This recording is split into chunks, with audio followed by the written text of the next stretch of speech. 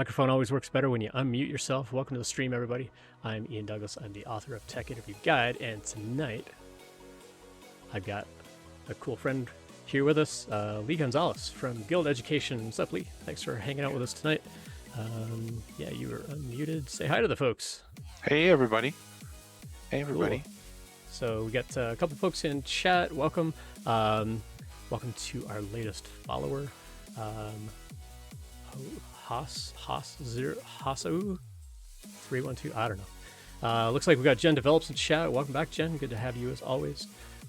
Cool. So Lee, let's talk about your background a little bit. So you're currently a manager at Guild Education based in Denver. Correct. But you started kind of down what some would consider kind of the traditional path through tech. So you started with like a degree in computer science. So tell us, like, how'd you get into tech? Tell us a little bit about like what you did as a developer, because now you're in the management track of things. So how did that transition happen as well? Bring us up to speed on Lee Gonzalez. You bet. So I always, when I tell people this story, I always like to start literally, or almost literally, in the beginning. I was always that kid who liked to play with Legos. I was always that kid who built robots, who really wanted to know how things worked. And I spent a ton of time when I was young doing that, playing with robots, Legos, building things out of balsa wood, right? I did all of the nerdy things, right? Many of us did, right? And made my way through high school, took AP Computer Science in high school. We were fortunate enough in my school, I went to school in Lafayette. We were fortunate to have a computer lab and got into computers and programming. But I really loved building things. And so I originally went to CSU, just up the road in Fort Collins here, and sought to get a degree in mechanical engineering. And what I figured out pretty soon is that mechanical engineering was not for me. And I had been getting a computer science minor at the time. And when I decided to change my major into computer science, there was a local company called Integrware that was hiring interns. And I interviewed with them, and I got a job as a software tester. And so I was doing a software tester, and I was a sophomore in college, and that was the beginning.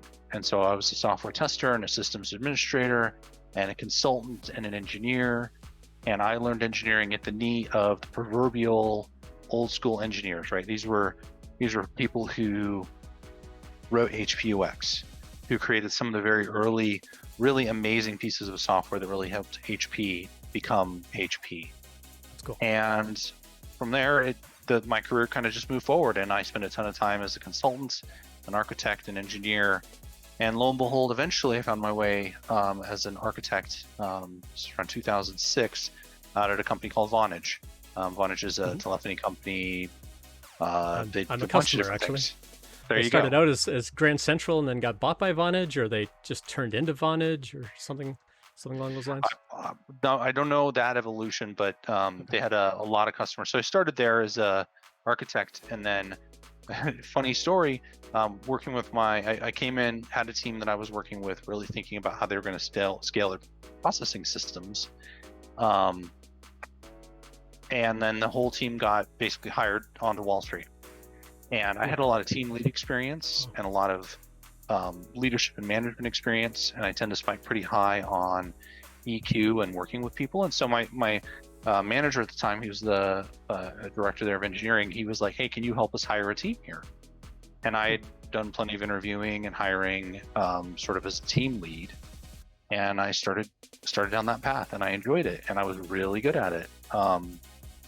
And that started that journey. So this is 2007, and then fast forward, going through the evolution of manager and senior manager, and on and on and on. We didn't spend too much time. My family and I in New Jersey came back 2008, went back into consulting. And if I go back to the whole Legos piece and wanting to know how things worked, when I was an engineer, it was always important to me to know how things worked, right? To be able to go down to the first principles of, well, what are the underlying algorithms or data structures that are in play here? What's the cyclomatic complexity of this code, right? All those kinds of bread and butter CS software engineering things. Well, I brought that into leadership and management, and I said, how do you actually do a good job as a leader and a manager? And that is the same thing that engineering is in principle, which is you could think of engineering as the application of principles to solve problems. Mechanical engineering is using physics to solve problems, physics, material science. Software engineering is computer science principles and math to solve problems. Management is applied psychology, economics, strategy, game theory, and on and on and on. I have a giant library. And so my approach to engineering and how I've been successful with it is to take an engineering mindset to it and say, what are the principles that underlie this stuff? How do you actually solve human system type problems? And it's been a joy to be able to take that and really lean into it over the last 15 years and build high performance teams. These days I work at Guild Education. Guild is an absolutely fantastic company. A B Corp unicorn, just like a double, triple unicorn, right? So we have a double bottom line. And female founded, female led, which is just fantastic. Before that, I led a bunch of teams at SendGrid. And then before that, I led a bunch of teams at a company called Return Path. And then we don't go into all the details. But lots of hiring, lots of managing, lots of leading. I think Brett Dangerfield is hanging out on chat tonight too. He said he was going to drop by and say hi at some point. So. Awesome. Yeah, yep. Brett's a good guy. Yep. And then you and I met at SendGrid, so we interacted a little bit, but we were on very different teams at SendGrid, but we'd still kind of cross paths a little bit. And by that point, at my time at SendGrid, I was like kind of downward trending as far as like the interviewing and the hiring, because we had kind of reached that critical size where, I wasn't as necessary to be part of like all of the engineering interviews, and we'd had lots of other teams and hiring folks like you to come in and sort of manage those teams and help build up their own teams. And so I was thankful to not be as involved in so much of the hiring over there by that point. Did you know early on in your career that you wanted to go down a management track? Because you were like in the engineering side for a long time.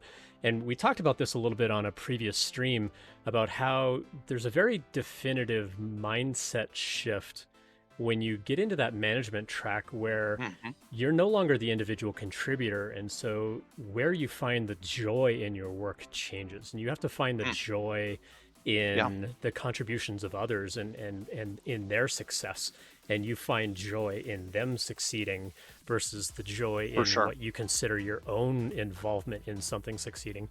Was this something that you knew you wanted to go down that track at some point, or did you feel like you were kind of moved in that direction, or were you given a definitive choice or anything like that? It's a great question, right? So I kind of fell into it a little bit. But what I discovered is that I really enjoyed it and I had a talent for it. And then I had a lot of natural strengths that made it, I won't say that it was easy, because to underline a few things you said, it's a completely different job than being an engineer. There are plenty of carryover skills between the two. But when you decide to go from being an engineer to being a manager, a key thing I tell people when I train them to be a manager is you've just reset your career, and you need to be thoughtful about what that means. And that means how you derive satisfaction and joy is different. How you succeed is different, right? You succeed through your team. As I like to say, I create the context where people can do their best work. And there's a lot to that. But you don't succeed, fairly typically managers don't succeed with what they do every day, in the sense of, your decisions made on the daily aren't the things that help you be successful. It's the systems you build, the processes you put in place, the expectations you set, how you show up as a leader, right? How you support your team, or that context. And these days what I do is I build high performance teams and scaling startups. That's my jam. And so what does that mean? Break those buzzwords down for us a little bit. What does that mean in like everyday language? Sure. So scaling startup. If you are familiar with the sort of inception of a company, right? This proverbial 0 to 1, right? Product market fit is a term often used. There is that phase in a company's existence. And then when you hit product market fit in startups, what happens is they begin to really scale.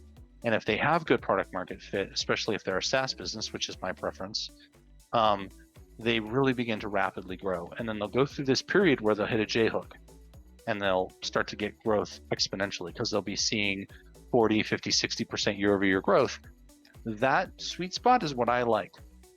When I started at SendGrid, I was like the 4th engineering manager, and I was being interviewed. When I interviewed, I was interviewed by a manager who was like, had been a week into it.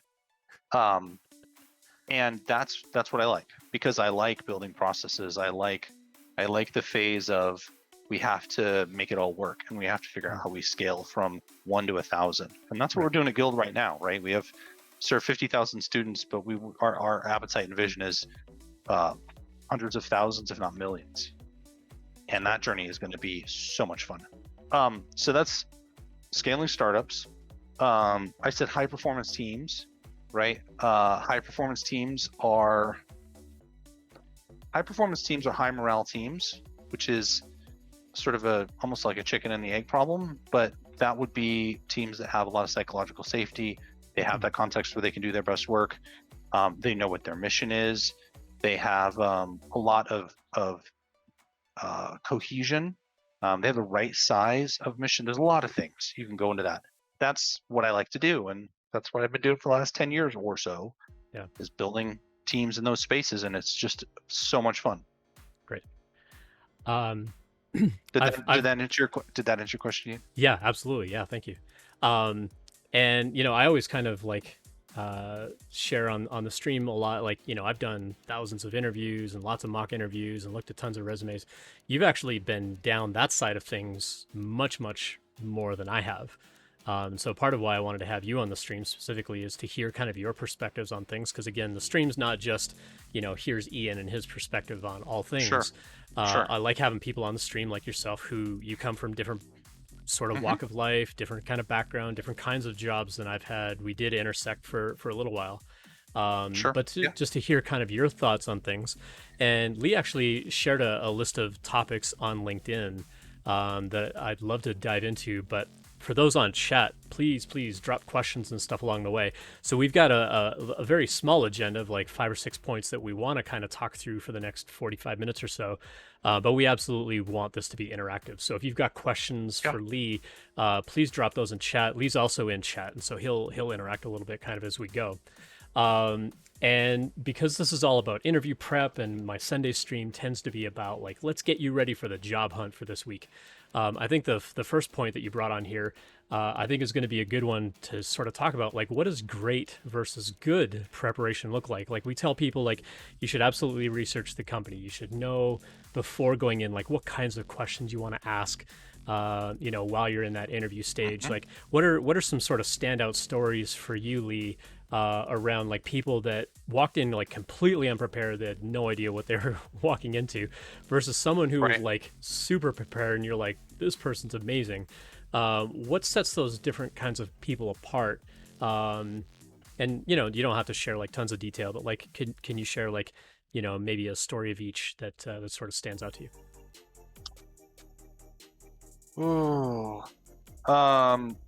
So you're curious about examples of what concretely good preparation looks like versus great preparation or poor preparation. Yeah. And so I'll tell you a story about kind of poor preparation. So I've been on the hunt for various points in my career managers, and managers often, and this is true of different kinds of people in technology too, but often managers are in their roles for a really long time, and so they don't really interview very much, and they don't tend to prepare. Strangely, this is super odd to me, but they don't tend to prepare very well. And as I like to say, lots of people are smarter than me, and this is sort of paraphrasing another person in technology. Lots of people are smarter than me, but few people can out prepare me. And so I think about what I do and what I expect, and it looks like, here's what poor preparation looks like. You're not familiar with the job description. You don't have any good questions about the company. You have no questions about me or my background. You aren't particularly curious about our business model. All you want to know about, the questions you only ask, this is sort of poor, is what's the structure? What's the org structure? what can I get out of this opportunity? What can I learn? Right? And those are all fine. But if you want to convince somebody that you should work for them, you need to be curious. You need to be humble. You need to sell yourself. And a lot of people don't do that. They're not, they can't, they haven't prepared very well. They can't tell you good stories. They're not crisp. They don't listen. One of the awful pathologies I've seen that looks like poor preparation, one of the pathologies I've seen that's poor preparation is when you ask a person a question, they have no examples, right? And that's just odd to me. Yeah. Especially when you're talking to somebody who's been in the business for a long time. Earlier career people, I totally get that. But once again, I'm sort of talking about managers. Yeah. Now, good preparation is you have done your homework. You know why you're interested in the company. You have a good sense of the job, right? You're familiar with the job description. And you can tell good stories about why you're a good fit for that job. And they're crisp stories. Now, you want to hear what great preparation is? Great preparation is you've gone through that job description line by line, and you've asked yourself, what are the questions somebody's going to ask me about each of these? And then you've prepared an answer for all those questions that you've imagined. And then as you interview, right, for jobs like that, you write down all the questions you get asked in those interviews, and you write down good answers for all of those questions. So you end up with a bank of questions and a bank of answers. And that turns into great preparation. And I see the people who have done that, and it's quite frankly, that second great preparation, most people don't do. But if you want to talk about like being awesome in an interview, if you've done that, when I see a person like whip out a binder and they're like, they've got the job description and they've got these questions and they've got like notes about the company, I'm like, because then they're going to look like that when they do the job. Right. Yeah. And I've said that to a lot of folks too. The interview is like emulating what you're going to be like as an employee, like how you come prepared, how you ask your questions, what kinds of questions, do you even ask questions? Especially when you get into like a code challenge or something like that. Like if you're going to collaborate and talk about it and show me your design and show me how you might do testing, or at least talk about testing, like that tells me then when I give you a task, this is how you're also going to tackle that every day. And so it's a good emulator for sure. I think, and I've shared this on the stream. I think one of my favorite interviews was actually at SendGrid. Someone actually came prepared, and I said, hey, if you got any questions, about SendGrid or anything I can answer. And they said, yeah, I noticed on your LinkedIn you actually only stayed at jobs like for a year and a half. But you've been here at SendGrid like almost 3 years. Like, what keeps you here? I'm like, that's a great question. This person like checked up on me. They did their homework, right? And they did homework on me, and it stood out as like, wow, like this person did their due diligence, like they knew what things were about and they knew like what to ask who, and they were very good questions, and I agree. I think that level of preparation really sets you apart in our mind as interviewers, for that sort of thing. Yep. Very much so, very, very much so, because you just can't you can't fake that. Yeah, for sure. What would be your recommendation, like while you're in an interview, like needing to take notes so that you can follow up on things or so on, because there's a lot of communication back and forth. Nowadays a lot of interviews are remote, and so they might be over like computers and cameras and things like that. Like, do you recommend that people like type out notes or like handwrite out notes or take notes at all? Like what's your recommendation to folks on the stream around like how do you do that during the interview as well? I mean, certainly the prep ahead of time, but like you also want to jot down notes about like these were the questions I was asked, or these are topics that I want to follow up on later. Like what's your recommendation there? Yeah, I mean just like good preparation, good execution in the interview, and you're pointing to the sort of thing I would expect of any employee, any high performance person is you take notes, you write stuff down. Literally the best advice I've ever gotten for being in the work world is write everything down. Deceptively simple, incredibly powerful.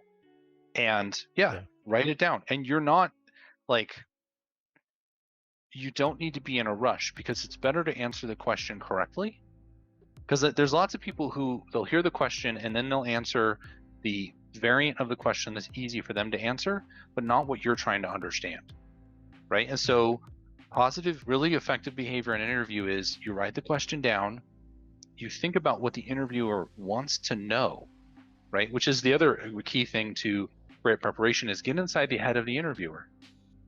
Who are they? What do they want to know? What's their interview, right? And most companies will tell you, oh, this is the peer interview, this is the stakeholder interview, this is the technical interview, this is the product manager interview. What does that person want to know, right? And so they ask you a question, write it down and think, And I actually test for that in interviews. So the third or fourth question in an interview, the third or fourth, I'm usually question 3 in an interview. And then what I tell people is I say, hey, are you open to some feedback, right? Most people say yes, because you don't want to. It's sometimes people aren't. So you ask, are you open to some feedback? More often than not, they say yes. I think I've only ever had one person say no, which is sort of strange, but whatever. And I tell them, look, some really great advice I got years and years and years ago when I was starting out. Really, in the middle of an interview, a person who turned out to be a really great mentor for me. They said, as I'm asking you these questions, I want you to pause for 10 seconds and ask yourself, what am I trying to learn about you? Why am I asking you a question? What is this question really pointing at? Right? And if I see a shift in the person's behavior, which looks like I ask them a question, they're listening to really understand, they actually take a couple of seconds before they begin to answer. And then I can see that they've shifted. Right now, they're actually trying to figure out what I want to know, right? Because oftentimes people will answer the question that's easy for them to answer, not what you're trying to figure out. Or they'll just ramble, right? And then that's fantastic signal, because you give a person feedback in an interview and they act upon it, they're going to take feedback later.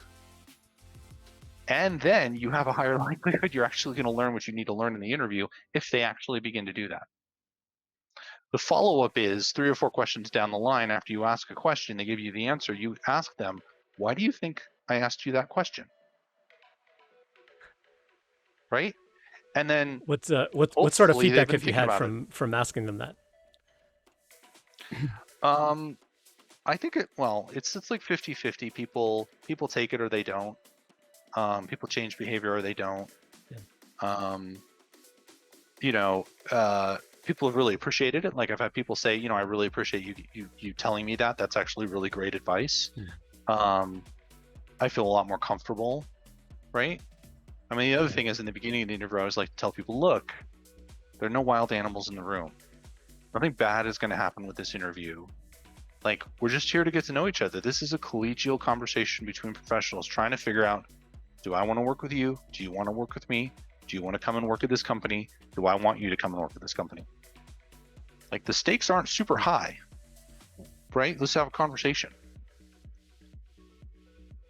It'd be interesting to, like, I've actually I've had opportunity in a couple of interviews to sort of like bring the person down off edge a little bit, because they're pretty wound up. I mean, interviews are nerve-wracking. They are. Yeah. They can feel, a lot of anxiety and a lot of fear, and there's a lot on the line, and I really need this job. And being able to just reassure them, it's like, hey, you know what? I'm human, just like you. I'm gonna make mistakes just like you. I'm gonna say 5 billion times while I talk to you.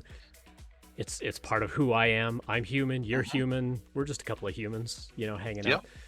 And it's interesting to see their demeanor. It's interesting just to watch them just kind of go, okay, cool. Let's just take a breath and carry on from there. It's interesting to think about that for sure. Yeah, I appreciate those kinds of insights. Go ahead. Yeah, I was just going to say, right? I think the other thing is just practice interviewing. Right, like for sure. You can like this is a lot of what you're doing. I think is helping people practice interviewing, and that's something you can do by yourself at home in front of a mirror. Answer questions. You can get a friend to ask you questions. You can find a colleague of yours to ask you questions, and just practice it.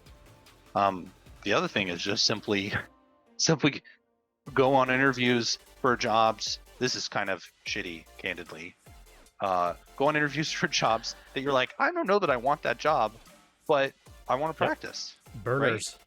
Yep, just Right? burner interviews for sure. And I've done those too. I mean, I would actually go out and interview while I was at SendGrid and other companies when I wasn't even looking for another job. I just wanted to see how other people did interviews.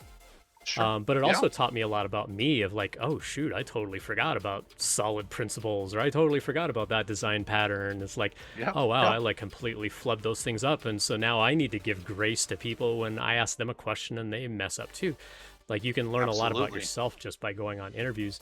When I taught at Turing, we would tell students all the time, like, yeah, just go burn a couple of interviews, get the jitters out, learn what didn't go well. Mm-hmm. And I think practicing, with yourself or with a friend, I think is okay to a point. One analogy that I used a couple of streams ago was like working out at the gym. I can go to the gym and I can like lift a weight. Like I got a little 3-pound weight here. It's like I can just go lift a little weight now and then, but I'm not going to turn into like Mr. Olympia unless I've got a coach there that can tell me what I'm doing wrong. Sure. And so interviewing, like practicing by yourself or practicing with a friend is okay. But at some point you need like a senior level mentor that can give you feedback on like, here's what was good about that answer. Here's what you could do better about that answer. Or especially if you can connect with like another engineering manager of some kind who does interviews, who can say, okay, well, this is what I'm really trying to ask. Shameless plug for my daily interview series that you can see on techinterview.guide, where I dive into like what's going through our head when we're asking you these questions. Like, what is it that we're really getting at besides like, why should I hire you? Because really that's the tag to like every question that we're asking. Like we want to hear that story ... and convince me why I should hire you because of your answer to that story. But I think being able to practice with someone that can also give you good feedback, and not like, practice with a family member or something who's not in tech. They're gonna be like, yeah, I guess that answer was good. Like it's not going to be as helpful to get feedback from them when they don't know what the right answer would be or the phrasing should be, to convince people like us to hire you. And so I think finding someone that you can trust, that you can like ask those questions and get that feedback, I think is really important too. If you do bang Pramp in the chat, you'll actually see a little promo code for Pramp where you can get unlimited interviews. So if someone in chat just wants to do a bang Pramp, you'll see a promo code in there. You can use that for unlimited mock interviews on Pramp. But again, you may, like, depending on who you get paired up with, you may not get very good feedback, but you might actually get paired up with someone who's more senior than you, that's done this kind of stuff before, and they'll be able to give you like really valuable feedback. That's the kind of interview that you really need to practice from there. So cool. What other sorts of things just, like? Oh yeah, go ahead, Lee. I just wanted 30 seconds on that. So totally, I agree with you that deliberate practice really matters, right? I mean, you think about the proverbial 10,000 hours, right? That's a totally made up number, but deliberate practice is very, very effective in how you get better, right? That's a great book, The Talent Code, that talks about this, and many others. But deliberate practice really matters. But I do think there is a story where if you're just like record yourself answering questions, right? Now you might not get deep qualitative feedback on the nature of your questions, but you can see how are you answering. And that is really powerful, right? Sure. Because the person's ability to crisply answer questions, not say a lot of like be comfortable and loose, that does help a lot. And you can do that for free at home with a cell phone, right? Sure. So I think there's definitely room for both. And I would tell people, if you're uncomfortable in that space, that's a decent way to practice, and also to sort of see your own verbal tics. But yeah, like to get qualitative feedback on the nature of your answers and whether or not they're actually answering the questions, spot on. Yeah. You're and not I gonna, like the your idea mom's that you brought not up going to do that. Right. Yeah, your mom's like, you're great. And I like Lee's suggestion of like actually record your voice, because I think speaking it, like actually verbalizing it and saying it out loud, is very different from like reading it on a screen and just sort of like talking through it in your head. Because talking through it in your head, you're gonna sound perfect. Not even the same. But when you thing. actually say the words, yeah, it's not even close. It's like when I sing in my head, I'm like some superstar, rock singer. But when I actually sing out loud, not so much. And it's the same kind of thing when you're practicing interview questions or practicing anything, really, even just public speaking. actually saying it out loud and recording it and listening to that and go, oh, that's really what I sound like. Yeah, that's really Yep. what you sound like, and you're only going to hear that by actually recording your voice and playing it back. So yeah, whether it's just a cell phone app, or you can get like just a little micro recorder thing, they're not too expensive if you have the kinds of funds for that. But yeah, at a minimum, I mean, cell phone apps there's tons of free cell phone apps out there to just do little voice recordings and so on. Yeah, Cool. absolutely. Let's move through the questions here a little bit more. How do I wow interviewers, even if I'm just starting out? So something like a lot of folks that tend to hang out on the stream here and watch a little bit later on tend to be pretty early career devs. And Right. one of the number one questions I get on the stream is like, how do I stand out? Like, how do I get myself noticed? How do I even like get their attention when, I'm going to get lost in like 500 other entry level devs? What can I do to stand out? So what would really like wow you?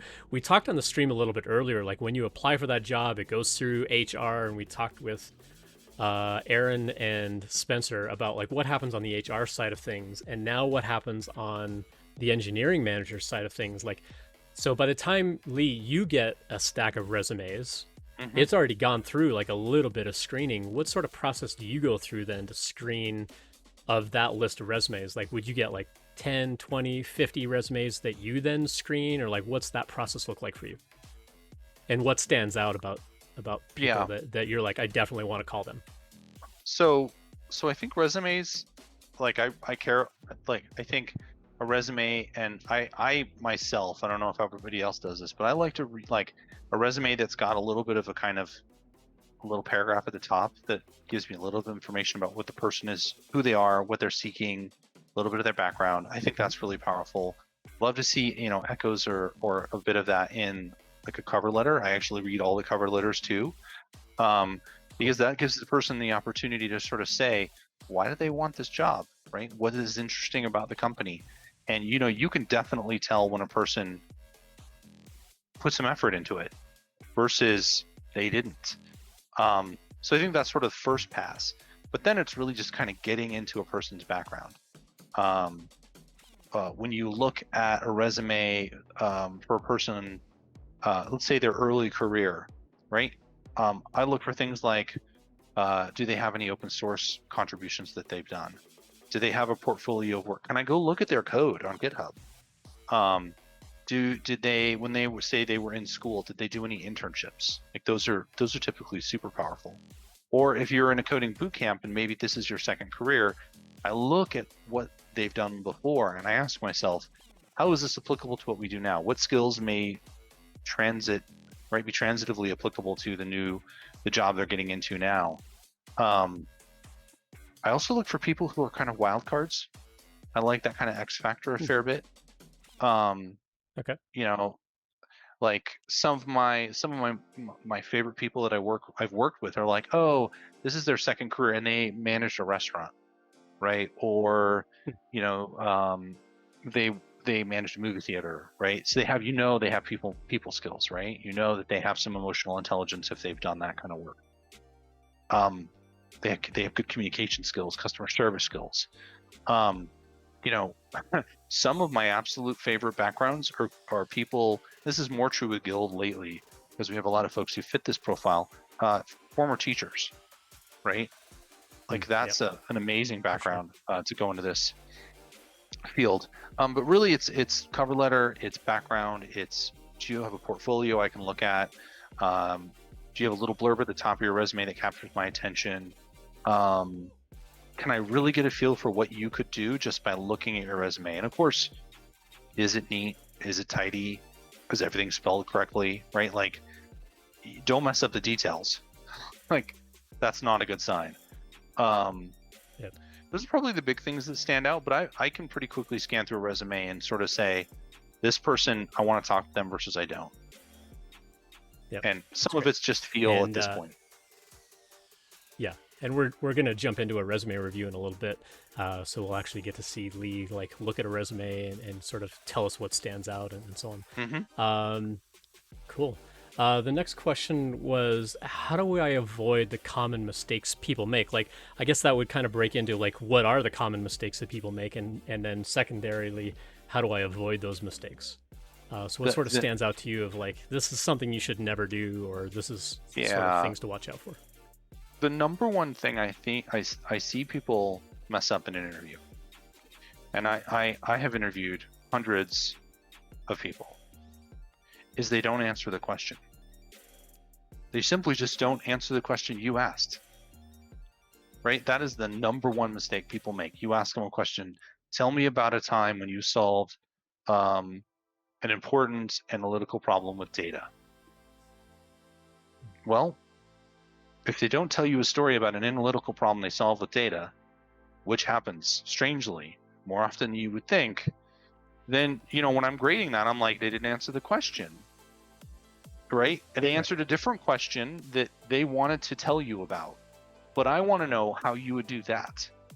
And that is probably the number one thing people don't do, is they simply aren't listening to understand what you want to know, writing it down, and then telling you a crisp story about it. The second thing that people do is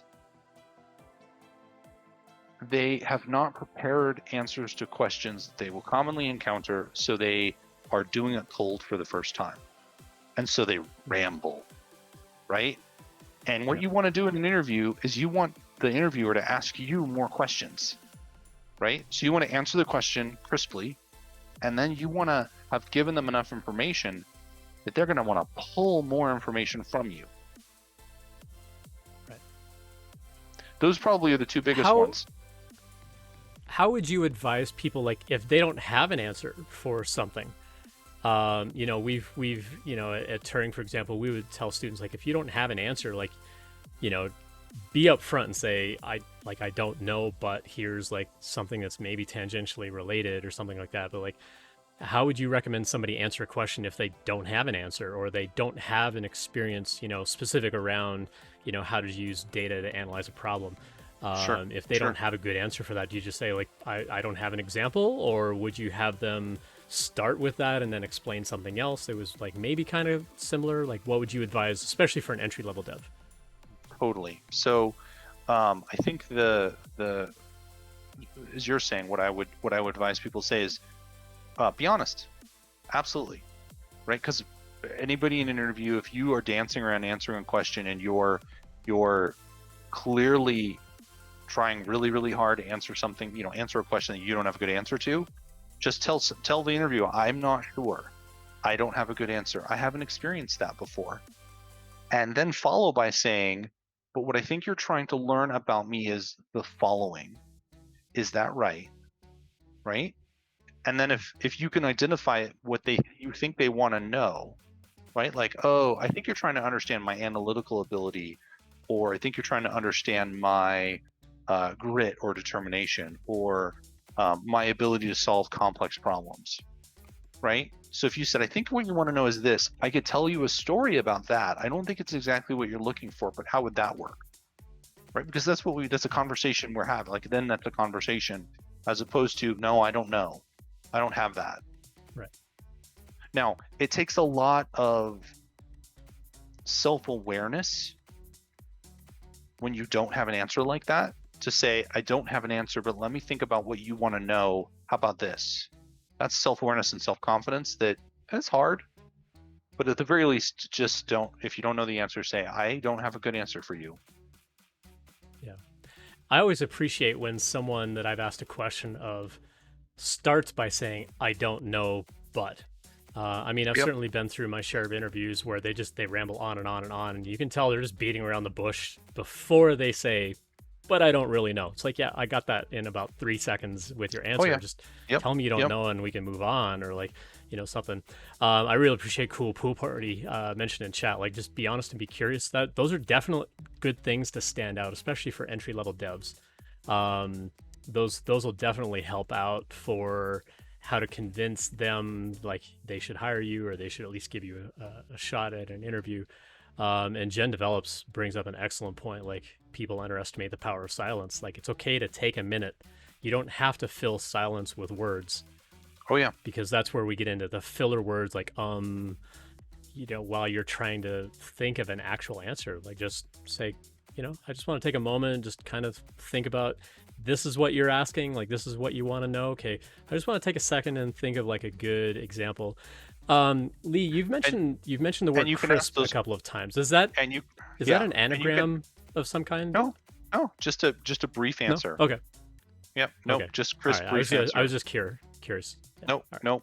And yeah, 100%. Like a good interviewer, when they see a person, when they see a person who gets a little wound up about that, a good interviewer will say, ask a question and know it's a hard question and say, hey, this is a little bit of a harder question.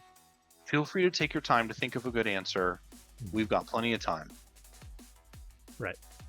right? Yeah, Because I mean, and that's our job as the interviewer to like coach you through like here's how we want you to answer the question because we want you to answer the question. We don't want you to just ramble on and on and on for like 15 minutes and now I've run out of time to ask you all the questions I'm supposed to yeah, ask you. a good interview will Like also, we yeah, we'll control the interview too, right? Like our yeah. job is in a friendly way to sort of say, like a common thing I will do, and this is also a great clarifying question that a candidate can ask. I'll say, I'm looking for about a 2-minute answer on this question, Hmm, right? good. And that's a way to help kind of guide. This is the scale of answer I want, right? And that's also fascinating to see people who can't answer questions crisply, or I mean, plenty of people can't. But when you say, I'm looking for about a 2-minute answer, that's also a way to kind of set a person's mind at ease. Like, I'm asking a question about hash functions. I don't need you to go real far into that, right? Like, Right. tell me about, pick two data structures or algorithms and compare and contrast them when they're commonly used as a substitution for one or the other, right? Like, talk to me about that for 2 Yeah, minutes, it's good. right? Great. I think it also kind of like sets the bumper lanes on the bowling alley to some extent where we can kind of like steer things a little bit by saying like I only want a 2-minute answer. That also helps keep them from those rambling like on and on kinds of things because they know like oh I've got to be really concise about this. The reason I Yep. was asking about the crisp, whether it was an anagram, is because I've taught about the star method in the past, Mm. not on the stream, but like at Turing, we've taught about the star method. So I was curious whether crisp like stood for something, but for you, it's just Nope. it's got to be short, crisp, clear, like just Yeah. concise. So that makes a Pithy, lot of sense, and I concise. agree. It's got to Yep. be short. Yep. Yep. Yep. Excellent. Uh, cool. Let's see. Next one. What are the best questions to ask at the end of an interview? Um, this is one that's kind of near and dear to me as well. I think you should always have some kind of question, and I think the personal kind, like like Lee and I kind of mentioned Hmm. briefly earlier, like the ones that really stand out to us are the ones that get personal about us. But not every company will say like, "Hey, when you come in for the interview, here are the people that are going to interview you and Right. tell you that up Yep. front." But you can request that list and say like, hey, I'd like to do some research and background on the people that are Hmm. interviewing me. Could I get a list of their names? Sometimes the folks, the recruiters or HR, sometimes they'll give you that list. Sometimes they can't because it hasn't been finalized Yep. yet, but hopefully they Yep. will, so that you can do that. But what are some examples of some questions that you like people to ask you aside from like, what does your company do? Because that's one you Yeah. should never ask. But like, what are some Correct. standout questions that you've been asked over the years? Well, okay. So there's sort of two categories of questions. There's the sort of uh, questions that show that you're really genuinely engaged, interested in the job, interested in the company, right? Um, a question. Okay, so Guild, right? We have a very novel business model. Um, and if you listen to Rachel, our CEO, she's done tons of interviews and she's walked people through that. If a person shows me that they've actually like listened to those and has a sense of our business model, because it is truly our secret sauce, this notion that we can provide education debt free for people who are in our program, that's our secret, one of our sort of ways we've really made our business model work. If a person asks me about that, that's amazing, right? Or asks me about the growth of the company, or asks about, a classic question is, what are the largest challenges you face right now in your team, right? Or what are the largest challenges Guild faces as a business, or fill in the blank company? Those are great questions, right? Because if a person is asking me, what are the challenges you face, they want to actually sell themselves towards those challenges. And then a really fantastic closer question, which is sort of the second category of questions people can ask. They can ask this question at the beginning or the end of an interview. If an interview starts with, do you have any questions for me? A really good one to ask is, what is the sort of candidate you're looking for to fill this role? What do they need to be able to do? What do you want them to be able to demonstrate, or what are you trying to get out of this interview, right? The closer version of that is there anything that I've said that leads you to feel worried about me filling this role, right? Like, that's an amazing In my judo experience, question. though, that one can be a little tricky for us to answer, especially if they Mm-hmm. frame it like "How'd I do?" Yeah, don't ask because it's that. like, well, I got to go back, I got to evaluate everything. But I like being able to ask like, what would success look like for someone coming Yes, into this role? Like, what would right. make somebody, or think about like the top people in your team, what makes them successful at this role? Or, hey, I'm coming Mm-hmm. in as an entry level dev, like what's my growth going to look like? Or what Yep, would yep. success or progress or my progression in this role look like over the first year? Just so it shows that you're curious about like what that trajectory is going to look like for you, because again, you're also there to evaluate like, do I even want that as a trajectory? Like, is that Yep. what I Oh yeah, want my career to be for the next 12 months, 18 months, couple of years? You have to know those things. So yeah, those definitely make good questions. um, very much so. Yeah. yeah, I also like to ask different kinds of questions based on who's interviewing me. So if it's a manager Mm-hmm. versus a peer engineer, I might ask different kinds of questions. Oh yeah. um, What's it like to work one here?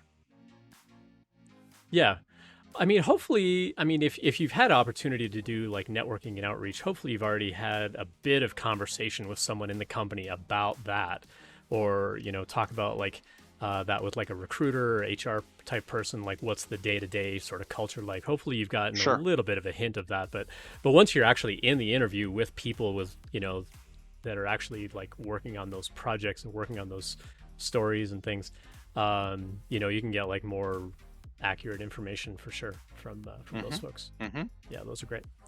And again, like anything that reflects back on us, like as your interviewer, like I think it typically stands out. Like, what keeps you here? Like, what brought you here? What keeps you here? Yep. Maybe not like where are you going to be in 5 years, Lee? That might be a Sure. little bit of Sure. a weird one to sort of answer, but definitely ask us about like, how did you get into this kind of role? Or if you've done Mm-hmm. some homework, it's like, hey, you came from an engineering background, now you're in management. Like, what did that look like? Like, hear a little bit about you personally. I think can sort of set up those connections a little bit to where you stand out as like, oh, you're actually really pleasant to talk to. Like, Oh yeah. the old saying kind of goes, if you want someone to like you, ask them about themselves, right? Yeah, it's true. And Yep. Yep. yeah, and I think that Yeah. that plays into interviewing as well. um, cool. Well, the last one on Lee's list was, what are the most sought after traits you must display in an interview? What sorts of things sort of stand out as like must haves? Yeah. Yep. Are you familiar with? I'm sure you've had some familiar with various kinds of personality type tests, right? Mhm. Well, have you ever heard of the Ocean personality it's a test? Um, I don't think so, Ocean's an but I love acronym. learning about these. Okay. Yeah. Um, so Ocean stands for openness. Okay, I hope I get these right. Openness, conscientiousness, extroversion, agreeableness, and neuroticism. And it's also called the Big Five. People call it by that name Okay. as well. If you just Google for that, you'll get it. It is the most diagnostically validated personality test sort of ever, right? And so if you think about that test Interesting. versus, a lot of people are familiar with like Myers-Briggs or Myers-Briggs and stuff. DISC Yeah. or those ones are not particularly actually well validated. This one has been around for decades and decades and decades, and is incredibly well validated across human culture, right? So you can measure Interesting. objective personality traits, and a lot of these are stable and driven by there's a fair bit of evidence that they're genetic, but we need to go into that detail. The kind of what you want, what I look for, and what I think you want to demonstrate in an interview are a couple of key traits out of that, right? Openness to learning, right? Openness is all about in that system. It's all about, am I open to new ideas? Am I willing to learn, right? Mhm. Do I have? Am I capable of learning, right? Do I have a track record that shows that? That's huge. Conscientiousness, right?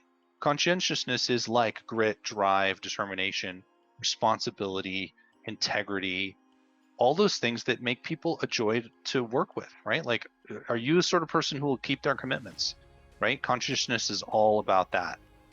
Extroversion is about, like, that's the kind of classic extrovert introvert. That one's less important, right? It's somebody who is deeply introverted can be difficult to work with, right? That can be a person who is, you have to think about the kind of team that you put them on. A person who's sort of more in the middle, right? Like most of us are, that's fine. Agreeableness. So I think we've all worked with people who are irascible, who are difficult to work with, who just disagree about everything. Well, you want to find somebody who's got a sweet spot of agreeableness and disagreeableness, and that you can gauge with questions, right? Tell me about a time when you had a conflict with a coworker. Tell me about a time when you had a big disagreement. And you can ask similar questions across all of those dimensions. And then the last one on the list is neuroticism, which is basically a person's tendency towards drama, a person's tendency towards catastrophizing, a person's tendency to be just really get really wound up about stuff. And you got to have a little bit of that, right? You can't have somebody who's basically just chill about literally everything, because they're not going to get passionate about your mission. But some people are pretty far on that side, and you're like, I'm not sure we want. That's another thing to think about. So those are, for me, the big things I look for, right? Like curiosity, conscientiousness, openness, and like a certain level of just raw talent ability, right? Like, is somebody more of a natural athlete than not? Those are the things I mainly look for. And of course, there's the backdrop of character, integrity, right? All those things, because those are deal breakers to me. Yeah. How do you ask questions in an interview to sort of suss out things like integrity? That was a tricky one for us. Like at SendGrid, we had our 4-H sort of culture of like happy, honest, humble, and hungry. Mm-hmm. And the honest one was always really hard to interview for. Like we were, occasionally we'd be like, okay, well, you're going to be here all day for an interview. And we would ask, the same question like later in the day that they had already answered, to see whether they actually admit like, hey, you asked me that one earlier.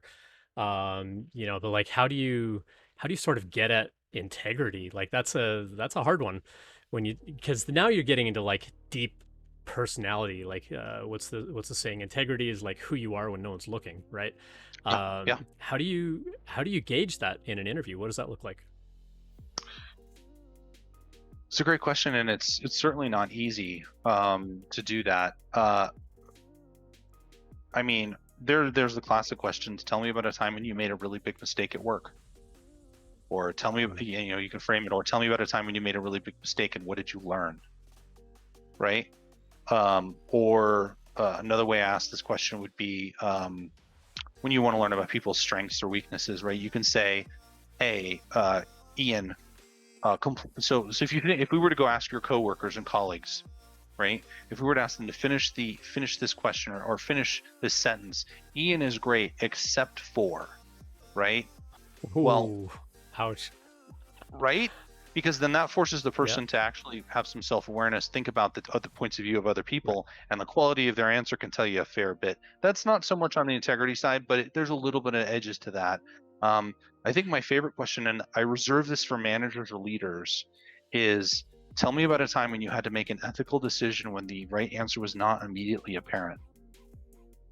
And that one is gold for integrity.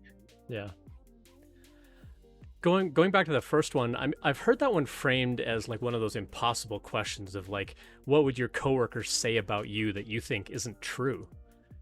And usually what they say actually is true or has been true. Like, oh, well, they'd say I'm always late to meetings. It's like, well, are you not late to meetings? It's like, because if they would say that about you, that means you've been late to meetings. So, it's like one of those gotcha kind of questions. And like generally as an interviewer, we're not there to like trap you.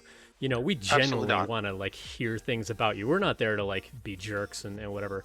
Totally. If you spot that in an interview, like GTFO, like just get out of that interview and like 100%. excuse yourself and like, you don't want to work there. But like how do you answer that kind of question where it's like you feel like you're being like asked a trick question that you're gonna like say something bad about yourself? Well, as forthrightly as possible, I suppose, right? Like, Hmm. I use that question at the end after I built rapport with the person and had Yeah. some like back and forth, right? And I've shown, hey, I'm human, I'm just trying to learn. Um, but yeah, a person asking a gotcha question, um, I think it would depend on the question, right? If you asked me the Hmm. question, tell me about what people would say, I would answer as honestly as I could, and it would be what it would be. If I Right. felt like the person was trying to trap me in a thing, I'd be like, thank you. That is such good signal for me to have about you and this company. I'm gonna write that down. Right? Like, Hmm. that's Yeah, great. that's good. Huh. I mean, Yeah. you don't want to work there I then. think Yeah, I think answering that question to some degree is a little bit like the, tell me about your weakness or tell me about your three biggest weaknesses or growth areas or Oh, something. sure. Like, you don't want to like completely spin them into positives, but you want to at least show that self-awareness of like, well, these are things that I know that have happened in the past. Here's how I've identified it. Here's what I'm actively doing to work on it. Here's how I'm Yep. being like kept accountable to it. Yep. Here's how I'm not going Yep. to do it here, all that kind of stuff, Yes. because you want to Yeah, show those that that's a good point. you're aware of that kind of problem, but also how you're actively not going to do it there, because the secret subtext of every question we ask is, why should I hire you, or how Of are you course. not going to do that here, that sort of thing. Like, Yep. you always want to make sure that that's really clear in whatever answer you give. And that's why, kind of going back to Jen Develop's point, like, power of silence. Take a minute to think. Take a minute to kind of collect your thoughts about how you want to answer that question, because it's got to be an effective answer for them to like, want to continue that Well, conversation yeah. for sure. And people who've clearly prepared have a good answer to tell me about your biggest weakness, or the biggest mistake Right. that you've made, right? And in the context, to underline what you just said, because it was very articulate, right, is to say, in the context of a question like that, where you get asked something that feels a little bit like a gotcha question, yeah, underline how what you learned, underline how you were conscientious, going back to the prior stuff I was pointing out. um, Underline how you were, one of my favorite traits is courageous integrity, right? Hmm. Which is hard, but like, as a developer, we've all done something like, I dropped the production database, right? Or I deployed code and it broke the front end, and we didn't notice for an hour, right? Like, we've Hmm. all done stuff like that. And Yep. when it's like, yeah, tell me about a big mistake you made, you're like, yeah, that there was that time when I was early in my career and I dropped the production. I didn't realize what window I was in. I thought it was in dev and I was in production, and it was some Shout out variant to on Sylvia for like saving the day when I dropped a production database back at SendGrid back in the day. for example, right? And it happens. We all Right. make mistakes, right? And what you Yep. learn from it and how you answer it, right, are all key For to sure. how you paint a picture in that circumstance. And hopefully you've prepared an answer Yeah. for that question. Yeah. Yeah, I mean, and that's why you have to practice this stuff. Going in and expecting that you're going to be able to answer it on the fly, like, generally doesn't No. work out as well as like being well prepared. Like, that's kind of going back to the very first question that we got into. Like, what does it mean to be not prepared, kind of prepared, and like really prepared? That would be in the really prepared. Like, you've got stories, you've anticipated these kinds of questions, or you've looked up guides online of like, what kinds of questions should I be able to Yep. answer, or what kinds of questions does this particular company ask around, Oh yeah. tell me about a time when, like, you got to be prepared. You got to practice that stuff. You got to like write it down, practice speaking it out. Like, all that stuff really shows in the interview for sure. Absolutely. Absolutely. And then it's a Yeah. flywheel, right? You've done that. And then when you go interview again, let's say we talked about burner interviews, you write down all the questions they asked, you map them against the skills that are in all the common job descriptions. If you feel like whatever answer you gave, you write that down, and then you think, could it be better? And you make it better. And then in the interview, you've Mhm. got all that, right? Like, Yeah. that's amazing. Like, if a person's like has a binder and they're flipping, they're like, oh yeah, oh yeah, yeah. And then they have an answer for you and it's great. And you're like, wow, this is what you will do on the job. I am so excited about that concept. Yeah, that's interesting. Good deal. All right, well, you ready to switch gears and have a look at a resume? Yeah, let's do it. Yeah. And you said All that's right, going let to be me on the change stream? screens over here.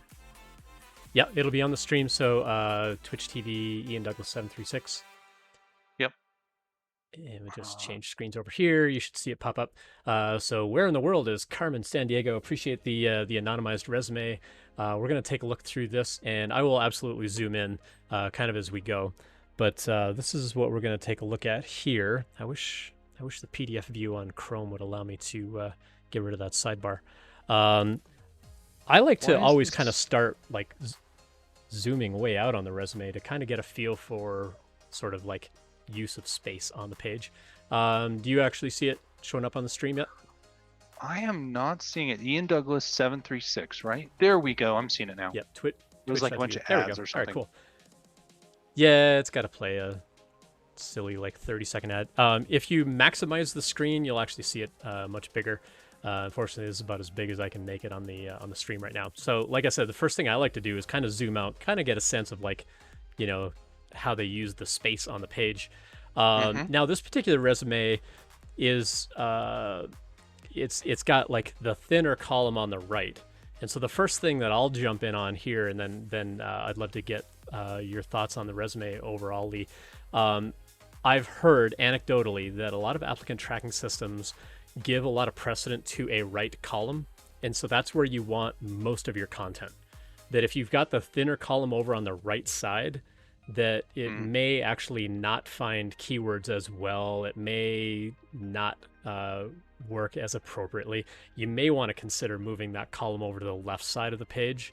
I think the content that's in there is still okay, but I think you want like the main content of the page to be kind of in that right column and make that a little bit wider.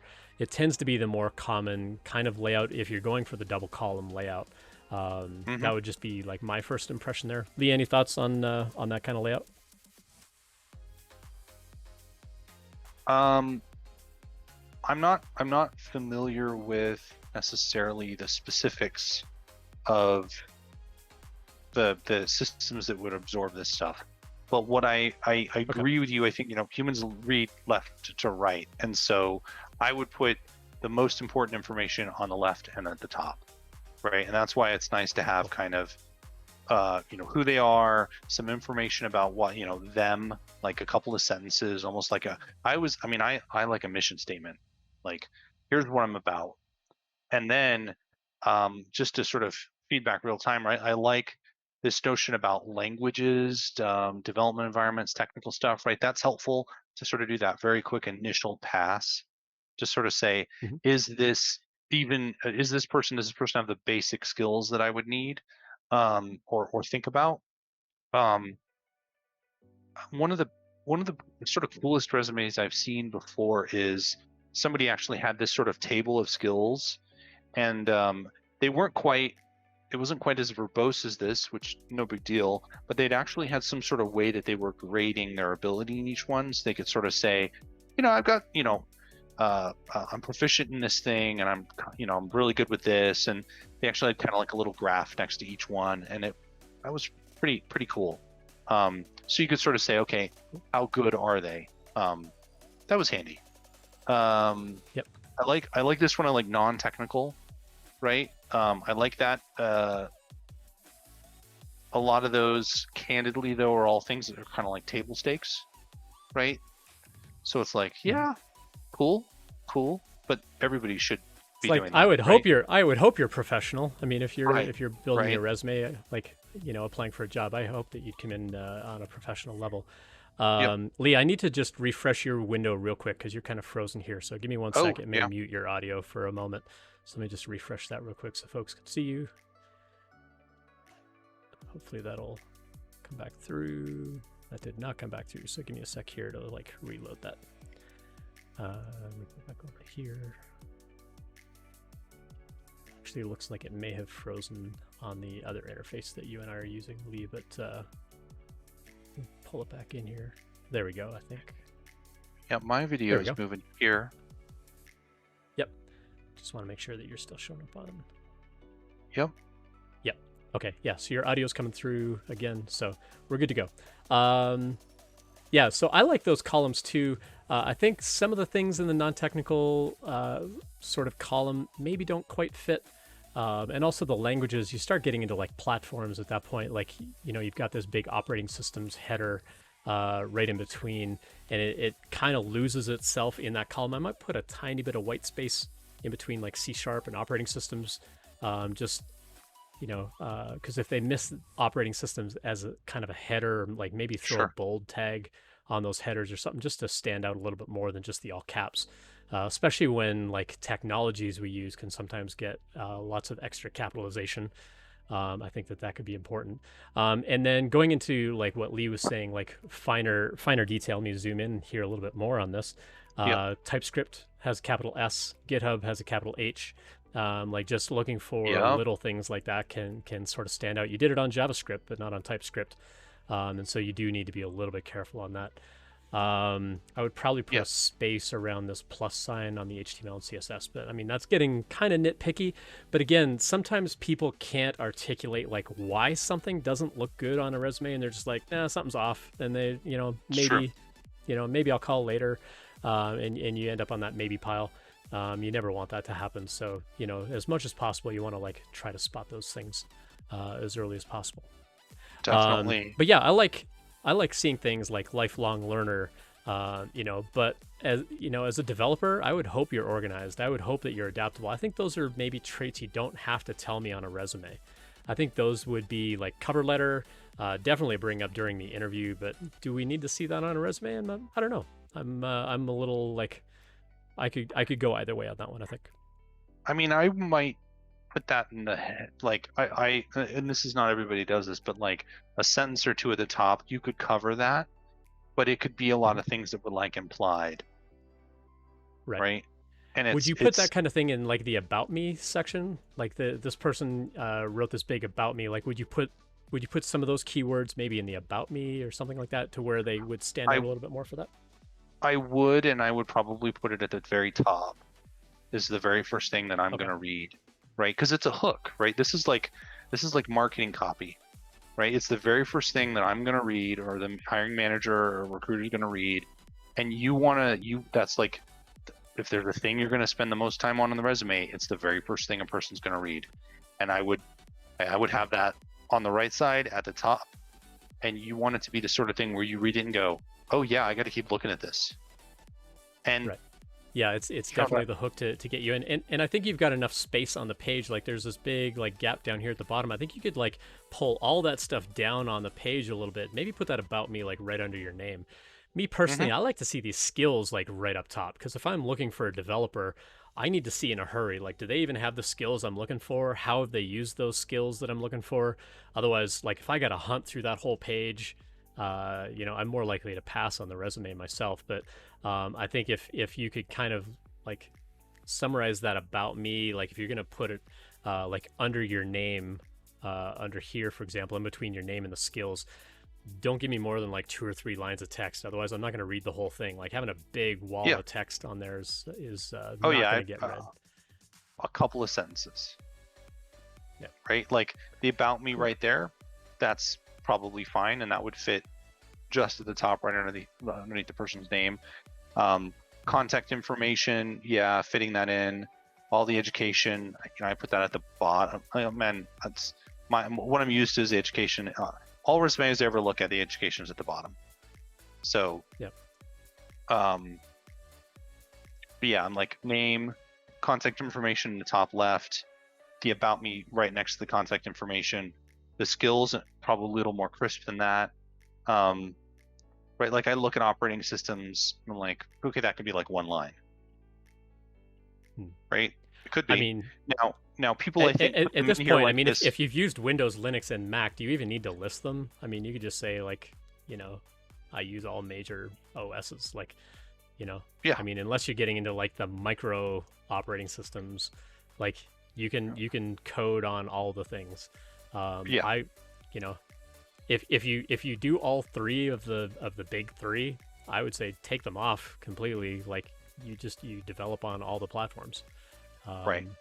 Now cloud technologies, Yeah, I mean, I would say if you're like, oh, I have knowledge in GCP and AWS, right? Like, Hmm. I want to know that, right? Like Yeah. operating And they systems. list it way down here on the page, but it's actually Yeah, not up in the skills block up top. I would kind of question like, oh, do you like you've used it, but maybe you don't know it well enough to list as a skill? Because I always tell people like if you put it as a skill, that's fair game for me to ask you questions.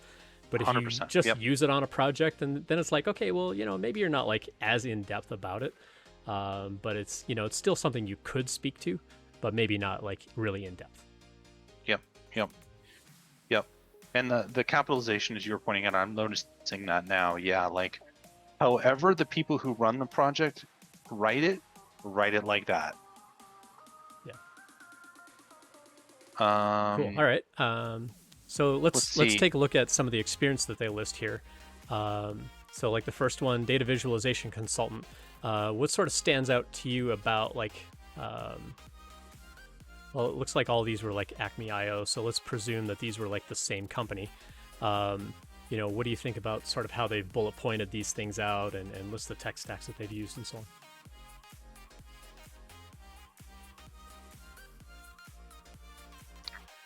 Um, a few things like I might have underlined some things or used bold, right? I might bold tech stack. Um, it's like a laundry list of technologies. Um, on? it's like cool. Like I like seeing that. Um, I probably would have capitalized for each of the bullets. I probably would have this is my own preference, but I probably would have capitalized the first, capitalized the C in collaborates and made it a complete sentence. Um, that's I like probably not more of a complete preference. sentences. I mean that's how bullet points got their name, is just being short. So I generally tell people like so they've actually done studies when you see a bullet point and you're kind of scanning down the page, you're only going to pick up the first 5 or 6 words anyway. So having Yeah, quantifiable data like early in the bullet point is good, like 40% savings, blah blah blah. They're more yeah, likely to like actually stop and read what you wrote. But if you're like, optimize blah blah blah blah blah blah blah to save 40%, and that's like way at the end of the line, they're not going to see that 40%, or it's going to be yeah, harder yeah, for them to kind of visually pick up. yeah. I like that But, they're starting with collaborates, develops, design, action words, right? Where you're like, what yeah, did they do? definitely. I also want to underline something you said, which is, my eye is drawn to, if it opens with, you know, uh, project saved, 40% of this, right? Project made $1 million, or, sped up runtime like this, right? Where it was like, oh, you're really talking to like hard numbers, right? There's measurable stuff here. Right. Like collaborates directly with clients to understand user needs and specifications. Okay. How many projects did you do when you did that? That might be interesting. I mean, that's Right. kind of picking on that a little bit. Develops interactive proof of Yeah. concept data visualization dashboards. Oh, for what? Right? That I'd like to know that. Um, Mhm. Okay. those are interesting. Now, hard to fit maybe in a line, but you know, a thing that I love on a resume is if there's something that catches my eye as interesting that I then, because I will take something out of a resume and I will put it into my notes for the interview, and I will say I'm going to ask them about this, I right? Because specifically that want to know will more about that. I want to know about that. And if you can make that happen within the first half of a resume where I'm like, ooh, copy that, put that in my notes. That's you got me. Yeah, Like I'm for probably going to sure. want to talk to you if I did that. Yeah. There's a fantastic question in chat that I want to get to. Where do we put something like Python if we're learning it and maybe have like a project or two, but they're not like super like well versed? I would say it depends a little bit on the role that you're applying to. If they're looking for a Python developer and you're just kind of dabbling in it and you want to apply for that job, it might be a little bit of a tougher sell. But if you've got some other programming language, you can talk about like how you're transferring your skill into that thing. But at that point, like Lee mentioned earlier in the stream, like you got to be able to sell yourself on that stuff and be able to explain like, I'm really well versed in this technology, but I'm learning Python and I'm really intrigued at this job and what your company does, and here's how I'm applying what I've done in the Mm-hmm. past and how I'm like rewriting a project that I did it before in Python now, so that like I already know the problem to solve. I don't have to figure out the problem again. I just have to figure out how to translate it into Python. That sells a lot easier than like, yeah, I don't know anything about Python, but I know Yep. you're looking for a Python dev. That's a lot harder to sort of carry across. I would say if it's just a skill that you're learning, and you're just like, yeah, I'm interested in mobile development, so I'm just going to throw that on the old resume. Well, then you're going to get tagged as like a mobile developer because that's going to show up as a keyword. And the next time I'm looking for a mobile developer, your resume is going to get flagged. And then I'm going to look at it and go, well, you're not really a mobile developer because you don't have, a lot of Yep. experience. You've only got like one tiny little project in there. It's like, I'm probably not going to call you, just to be real on that. So it is something that you do have to be a little bit careful about, like, why is it on the resume? And I talk a lot about this in other streams where building a resume is like a collection of facts for the job for which you're applying and Mm-hmm. nothing else. And so I kind of use this riddle of like, how do you make a sculpture of an elephant? You start with a block of concrete and you chip away everything that doesn't look like an elephant. It's the same thing with a resume. So if this was a resume that you're applying for a job with Lee and Lee's looking for a Python developer, I would probably go through the resume and put a bold on Python everywhere on the page, so it really stands out. Like, I use Python here and here and here and here and here, and it makes it really easy to spot all the different ways that you've used Python and learned Python and developed actively in Python. Where if it's like, okay, well, I've got Python on there just because, it's like, okay, well, it's nice to know that you're not just like a one trick pony, that you know Mm-hmm. more than one language or something like that. But if it's not directly applicable to my job, it's kind of like, okay, it's good to know. Um, but I would say stuff that is relevant to a particular job, like, you really want that to stand out on the resume for sure. Yeah, I want to underline something you just said, which is Sure. it's very, very, it's a good idea, and it doesn't take very much time to actually edit a resume for a job, right? Like, as you were saying, well, I'm applying for a job that in the job description they call out Python development, they call out a series of libraries, they call out they're using this tech, and you look at that and say, as an engineer, well, I've got some Python in my background, I've also got Ruby in my background, some Java, like whatever the case may be. Yes, highlighting that in the resume is a fine thing to do, right? Highlighting that in the, you know, crafting a resume for a job. Again, it is a sales tool. It is public relations. It's marketing, Mm. and Yeah, you want to think about it that way. it's the preparation that we And talked about. it's Yeah. absolutely, and it honestly doesn't take to craft. Like, if you look at a job description and you look at your resume, after you've done it a few times where you craft a resume, like, tweak it to fit. Like, it's not hard. You just, and then you've also got a library of resumes at that point where you're like, oh, this resume is for this and this, and then it just becomes, you got more and more that you can pull from. You got a library of those things. Like, I've got Mhm. myself personally, I don't know, 15 resumes, right, that are kind of like oriented at different kinds of jobs, different levels that I've built Sure. over the last 10 years. Um, Yeah. let's see, other things that, yeah, stick out. Just, there's things that you can do, yeah, with, I go back to fonts, not fonts. Actually, yes, you can use different kinds of fonts too. You got to be careful with that. Or bold or underline or italics, to just sort You of don't want call to things overdo it. out. It's like hot No, sauce, right? You no, want to no, use it no. sparingly Yes, because it'll make more impact. yes, for sure. But yeah, like, as you were saying earlier, when you look at a resume and it's like, I don't really like this. I'm not sure why though. Yeah, that's, they used some of those things too much, or the spacing wasn't right. Um, uh, what? Let's One see. thing that stands What? out to me, real quick on here, is the fact that freelance developer is still a present kind of thing going on. That may be a bit of a flag for some companies. So I would probably rename some of this as just like side projects or something, instead of like flagging yourself as like, oh yeah, I've got a full-time job, I also do a bunch of freelance stuff on the side, because that may actually Mhm. worry companies a little bit. So you do have to be a little bit careful about how you present, like, oh yeah, I also do like all this consulting and stuff on the side, because then companies are like, okay, well, we got to sign all these NDAs and all these like non-compete things, and we need to know about all these projects so that if you actively work on something on the side, like, do they actually own it? That's less and less enforceable in some states. Like California, for example, they passed a bunch of laws that anything you do on your own time, like, your company can't own. They might try, and so you got to look through legal documentation, and I'm more likely to get you to sign a bunch more paperwork about, like, tell me about all the projects that you've got going on so that we can actively say, no, we don't care about any of these projects. If you actively develop them, we don't claim any ownership on what you develop there. But some companies are very aggressive about like anything you invent, any idea you come up with belongs to them, and they're going to try really hard to enforce it. The bigger the company, the more likely they're going to try to enforce it. Smaller companies, they're not going to give a rip. They've got better things to do.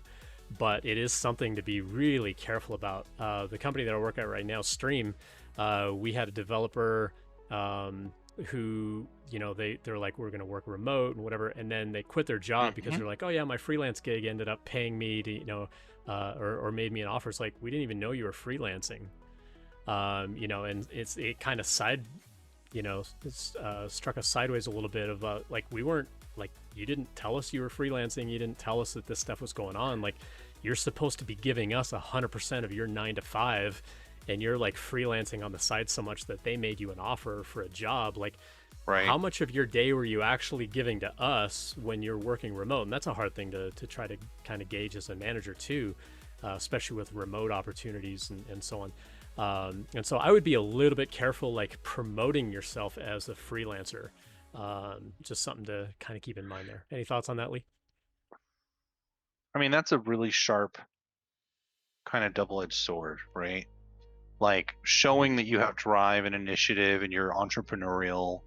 There's like, that's interesting, right? So that's sort of the other side of it. And then to reinforce what you're saying, sure, there is certainly going to be like questions about that. So I might think, yes, these are, I might say, you know, freelance developer, are you currently doing all of that? Like, there's some of those labels on there of current. I don't know. It doesn't particularly turn me off, but I tend to work for, you know, smaller companies, startups and such, not sort of larger companies. But you're not wrong, right? Like, that introduces a lot of complexity that could potentially be difficult. That a company has to manage, and totally true that companies will try and quite frankly, big companies that will try and own all the work that you do. I frankly think we should just not support those companies. Like, I think that's a lot of BS. And then, you know, if it is, you're doing some freelance projects on the side. I mean, I've had plenty of engineers who do freelance projects on the side, and they bring what they learned in those projects into our work, right? Or they take what they learned in the job and brought it into the projects they're doing. Quite frankly, as long as they're delivering on my expectations, I don't care what they're doing, really. True. But then again, I have high expectations. Right. But I would also encourage them, like, hey, you know, you're doing all this like Python and Pandas stuff on the side. We don't use that here. Would you be willing to do like a brown bag lunch and actually show us something about that? Like, maybe that is something we could get into for something. Or, oh, cool, you do some kind of data visualization like dashboard. Like, maybe we should think of something like that. Like, could you like show us what you kind of do? Like, that might be something enticing for the company. And I like what you mentioned there, Lee. It's like, if you're actively learning on the side, you know, that's going to continue to sort of maintain your happiness level and sort of your personal drive on, you know, I want to keep my skills sharp. I always want to continue learning something, doing something. And this is how I'm actively like practicing that kind of stuff. That actually is a really good signal to a lot of companies that you're not just going to stay stale in your skills. Like, you're going to actively like continue to work on those things. So I think that those are actually good things to show. Yeah. I mean, it's, as I said, it's a double-edged sword, right? How you paint the picture, how you talk to it's important. But I mean, going back to, you know, the kind of conscientiousness, right, and openness, you know, I adore the engineers who are just hungry about the space, who just love it, right? Who are like on the side, they're doing projects, they're contributing to open source projects. Maybe they got a couple of, you know, they got, you know, I look at your background where, you know, you've got 3D printers in the background, you got all kinds of stuff you're working on. Like, that's great, right? Like, I'm 100% supportive of engineers. Or, oh geez, I just landed this absolutely fantastic woman for a QA director role. And one of the key things she was asking me was, she was like, hey, you know, I am I lead and the program chair for a local conference for testing, and I speak at conferences, and I go to a lot of meetups, and it's important to me that I have the support of my leadership management to do that. And I was like, of course. Who in Yeah, the world would absolutely. who in the world would be like, oh no, you can't do that? Like, what kind of, like, that's because like you're plugged in and give back to the community. Oh yeah, Yeah. hours a week. I'm going to support hours a week of her doing that, because that means she's a rock star. She's talented. She's driven. She's motivated. She wants to give back into the community. Like, all of those things that I think are crucial and important. So you Why do could, this yeah, stream? You know, give back to the absolutely, community and build other people up. absolutely. You know, yeah. I mean, that's why when you asked, hey, do you want to come on this? I was like, yes, because we need more people in Yeah, this you're like, business. yeah, Right? yeah, We that's do. great. But Yeah, for you're sure, not for wrong. sure. There introduces that freelance piece does introduce some complexity. You want to be cautious about how you do it. Yeah. Jen asked in chat, if you do tech community stuff like writing tech blogs, give talks, etc., where would you put that on your resume? I mean, I would actually replace some of the skills section that you've got up top here. Like for the person that gave us this resume, like maybe put some of that under the, like, instead of the non-technical, maybe like a whole thing, like call it community. Like if community is like a really important thing for you, build a little community thing, or list that as a project at the bottom of the Yep. page. Like the person that wrote up this resume for us, you know, there's all this extra room at the bottom that we talked about, or stuff over here in that right panel down at the bottom. Mm-hmm. Like he talked about open source projects. You know, is that an interest? Well, you know, I think working on something like open source project as an interest, I think, is okay. Going back to, you know, Bud Hammond 1, they were asking, like, you know, do we put actively learning? Like, would I list Python under there? Well, then that's going to flag Python as a keyword on your page. But you could totally put like a community section on here and say like blog posts, you know, Oh yeah. meetups and things like that, like meetup talks or public speaking events or things like that. Absolutely get that on the resume if that's important to you. And you want to let us know that that's important to you, then that needs to be on the resume for sure. Or talk about it. Oh. You know, we've had folks on the stream that do Mm-hmm. like developer relations and roles like that, where they're all about build up that community and like how do you talk about that. I mean, that would be a really prominent thing on like Jonan's resume, for example. Mm-hmm. You know, or folks that Lee and I worked with at SendGrid, like I think of like Mm-hmm. Elmer and Brandon and guys like that. Like that would be a very prominent thing on their resumes. Where, Oh yeah. you know, for me, I kind of dabble in it a little bit. It's not going to be like the first thing on my resume, but it depends on the kind of role that I'm going for. If I'm going for like another dev rel, like absolutely, this stream and everything else I do is going to be like the first thing Oh, you see on my huge resume, for that. because that's what I want you to know about me. Like I want to build community. Like I really care about this kind of thing. So I think Yep. it depends a little bit on how much you need to highlight it on the resume to determine the positioning on the resume. Like if it's just Mm-hmm. kind of a like, oh, Mm-hmm. nice to know, then it doesn't have to be right up top. But if it's like, this is a must know thing about me, it needs to be at the top of the page for sure. It needs to be one of the first things we see. Yeah, if it's super relevant to the job, absolutely. Or if it's that hook that's really going to pull you into the resume and you're going to go, oh yeah. You know, you said like blogs, and I just wanted to underline something that I find super powerful, and it's often not for kind of early career people, but when I find that, you know, oh, there's a person who has an open source project, or they have a blog where they've written about technology, or if they're a leader and a manager and they've written a bunch of articles about how they work or how they solve problems, or, you know, all of that universe, that's gold.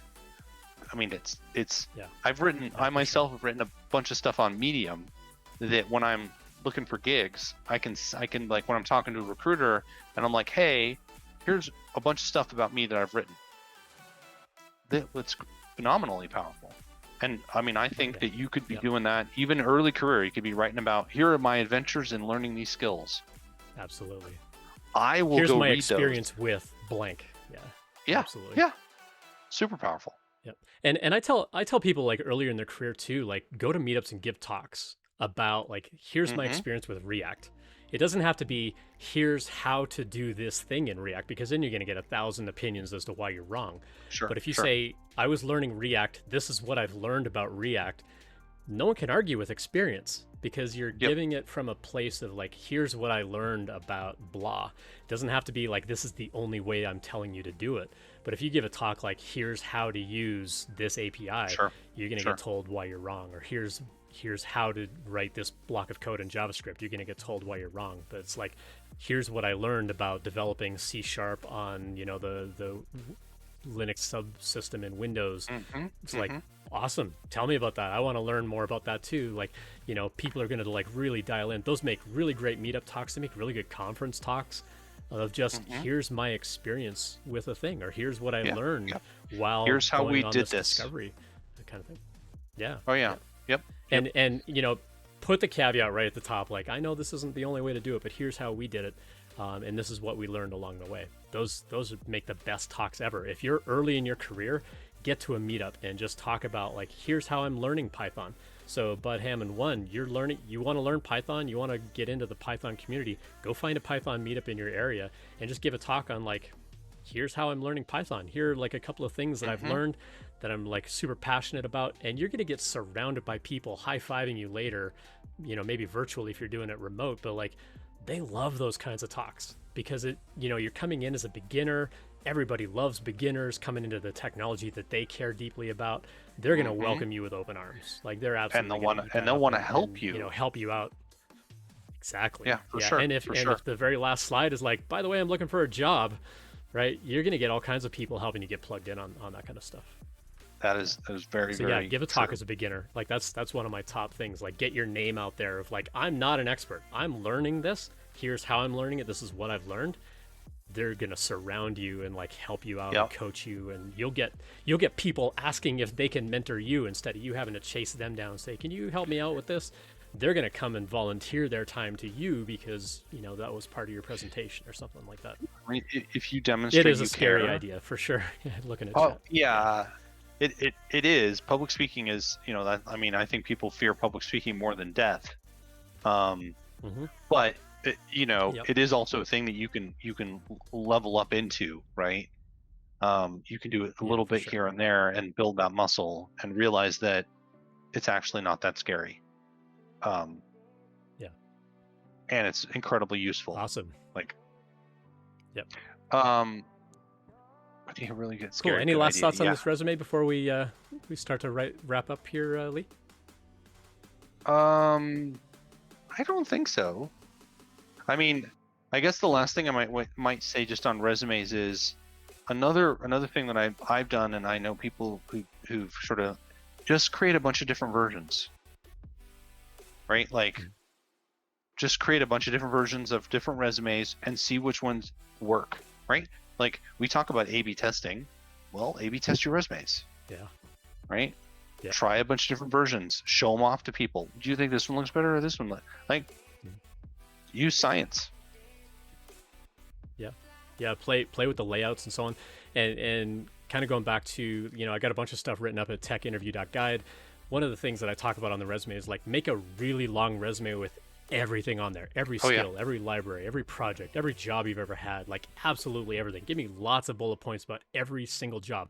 That's not the resume you're ever going to send out to anybody, but that'll be that giant block of concrete that you chip away at to make something look like an elephant later on. You're going to look like the best candidate by taking detail out of that long form resume to look like the best candidate for a job. And you're going to rearrange like which projects you prioritize or which languages you prioritize as far as like where you position things on the page by starting with a really long resume. So start with that long resume, keep a copy of that, and that's like your prime copy, and then make a copy of that, whittle it down to one page, play with the layout, and then get people to look at that layout and go, what do you think about this layout for this particular kind of job? Or I'm thinking about a job as a Python developer who knows JavaScript. Like, does this resume scream like Python developer who knows JavaScript, or does it show like, oh, you're actually a C# developer who like tinkers in JavaScript and kind of is learning Python on the side? Like, you know, get feedback on your resume, or like send it my way, and we'll like tell you on the stream here, you know, what sorts of things are looking forward here. Going back to this particular resume. So I got one more thing I want to add to what you said. I want to do a yes and. As you're at work, right, doing projects, update your resume as you go, right? Because a lot of people don't look at their resumes for years, and then they're like, what? And they have to go back even to fill it in. Well, as you deliver projects, as you do projects, put them on your resume, right? It's a little hard to remember to do that But that's actually super powerful for two reasons. One, having a resume that includes those details, but two, if you have that log, you know, I just finished writing a bunch of reviews, right? And a bunch of like I'd write a self review for myself. Well, it was super helpful to go and look at my notes, and look at what I got done, and be able to just put that into my review as a reminder. And a lot of my people have given this advice to, like, build your resume and use it for both external opportunities and internal reasons as well. Yeah, it's great.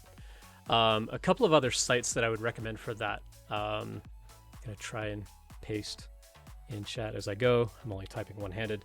The first one is actually called read.cv. This is a new one that I've recently found, but it's a really good place to kind of keep track of things that you're doing.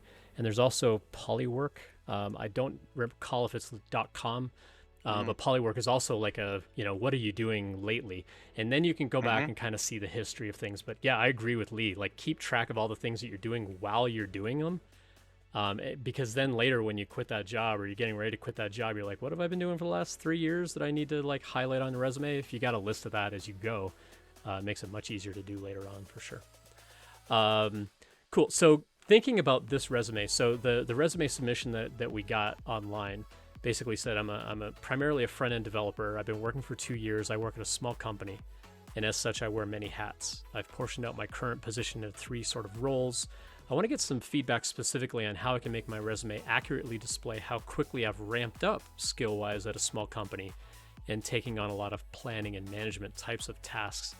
For me, this resume feels more of like I'm a developer. And a little bit around, okay, well, I've collaborated a little bit with clients, or I've done like proof of concept kinds of things, but nothing on here to me really jumped out around like management tasks or planning or project planning, things like that. So I think if those are things that you want to highlight on this particular resume, I might talk a little bit more about like the planning that went into a project, or how you approached the planning or the inception of the project to sort of map out what you're going to work on. Because to me, this resume feels, there was a little bit of that here, high fidelity wireframes and prototyping with Miro and so on. And so like this role here tells me a little bit about that. As far as like ramping up on skills, if you've only been developing for 2 years and you've done all this kind of stuff, that's a pretty clear signal. But as far as like wearing a lot of hats at this company, I can kind of glean that from here. But when it comes to things like project management and sort of the planning, there's like a smattering of that in here. But if that's something that you specifically want to call out, I think it could be a little more prominent. And maybe again, that could be like, this column here, instead of the non-technical, talk about community, and then like have like another subheading, kind of like we did over here with operating systems. Have one over here that talks about like project management, and then like list some of the tools that you've used, like Miro and Jira and things like that, where they can actually see like, oh, you're actually interested in the project management side of it, where you're specifically calling out those kinds of skills. So I might make that a little bit more prominent on the page. Otherwise, this like overall, this is a good resume for a developer, and you've got a lot of cool stuff on here that I'd love to nerd out on sometime. But I think from that project management sort of perspective, and taking on those planning types of roles, doesn't like really like stand out to me on here. Again, you could use like a very judicious amount of like bold, just to kind of like sort of promote those things on the page. I think you could like highlight that a little bit more. Yeah, I think what you're saying makes sense. I might just have some like a bullet point or two that sort of explains that differentiation in those projects. Like you could say responsible for the end-to-end planning of this project, right? Like that'd be great to put in there. And that would be an example of the sort of thing that I would go, tell me about what, a key question I always ask about a project would be, tell me about that project and what your responsibility was. Yeah. And then they can unpack it. For sure. And if they've listed like, oh, I planned the project, I understood the requirements, I did the wireframes, I wrote the code, right? Like, whoa, that's actually a lot. And if you can do that soup to nuts on a project, that's a big deal. Yeah, for sure. Awesome. All right. Well, we're going to switch gears here a little bit, and we're going to kind of wrap up for the night. Lee, really appreciate your time and your perspectives on a lot of this stuff. I love chatting with other managers and kind of hearing how they do things different. Before we get into the fun questions and stuff, tell us a little bit about what's going on. Anything you want to promote? Let's go down that route, and then we'll get into some fun questions here. So, Guild Education is my current company that I'm working for, and Guild Education is on a mission to unlock opportunity for America's workers. And I have always worked in my career to try and do work that matters, and Guild is another great example of working for a company that matters. We help people get degrees who otherwise couldn't. And so it is genuinely, affirmatively good work. And I lay all that out to say, and we're hiring and we're growing, we're doubling every year because there's such a huge need for what we deliver and build. And, we just landed Target. We've got a huge number of employment partners that we work with. Our business is thriving and strong, and it's good work. And we're hiring people in DevOps, people in data engineering, people in front-end web technologies, sort of like everything that you can imagine we're hiring for right now. And I would love for people to go to guildeducation.com and check us out. And if you find me on LinkedIn and you're curious about a job, hit me up, because we need really fantastic people. And I'll kind of close on it by saying, one of my favorite things to do is to work with early career engineers and grow them into senior engineers. And I've done it again and again and again, and that's one of my passions. So check us out. Awesome. Good deal. I dropped a link to the careers page for Guild in the chat, so you can check that out. If you're watching on YouTube, I'll put it in the description later. All right, Lee, well, let's wrap up here. If you could buy any kind of food right now, what would it be? Cheesecake or green chili. If you could be any... Ooh, green chili sounds good. Not together. Yeah. If you could be any kind of animal, what would it be and why? A unicorn. Something on your bucket list. I want to go to Burning Man. Burning Man? Cool. What's the strangest thing you've ever eaten?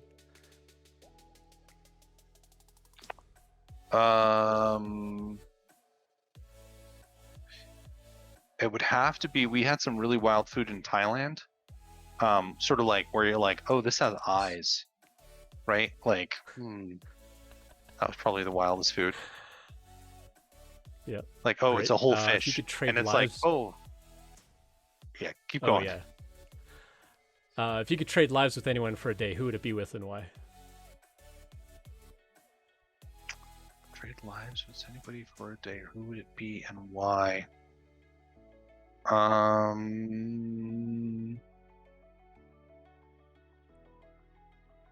Do I get to be that person?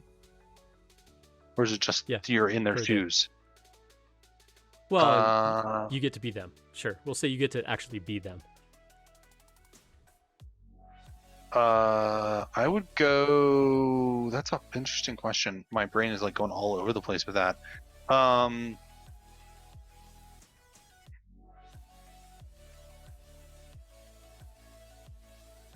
I'll just go with the first answer that came to mind. I find Nikola Tesla super interesting. So good. All right. Finish this sentence for me. When I dance, I look like... when I dance, I look like... whenever I dance, so I did a lot of martial arts way back in the day, 10 years worth. And so when I dance, it just kind of looks a little bit like I'm moving around like that. It's sort of funny. I have to ask this one then. Would you ever put karate on your resume?